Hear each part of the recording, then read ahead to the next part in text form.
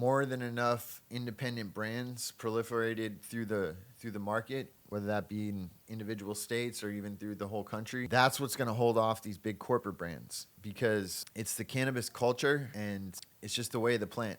You can tell when people are there just for the money, tell when they're not from the culture, tell when they don't truly care about the plant. These are all big red flags if you're going to be working with people that don't embrace those values.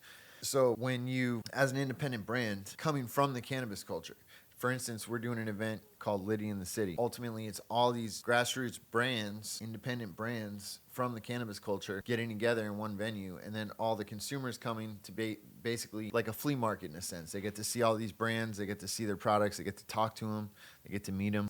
It's a really interesting and special experience that doesn't happen this way in other industries. So cannabis is very unique in the sense of every aspect, from how it's grown to how it's sold, culture, to the people that try to take advantage of it. It's almost like it's self-regulated.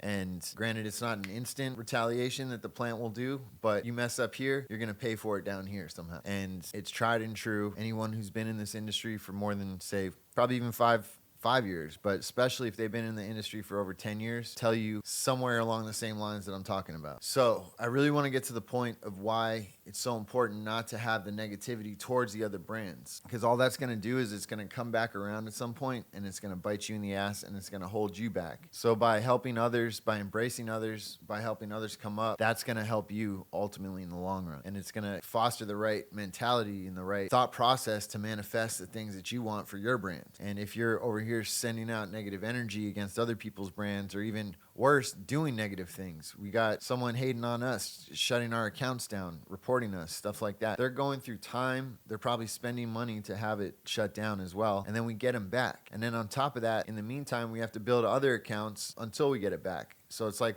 they're just making us stronger because we end up getting the account back anyway. But now we have 2 or 3 more accounts that we already started building in the meantime. So, and then the consumers, the true supporters of the brand, they see that too. And then they see all the fake accounts. They see that we're getting taken down.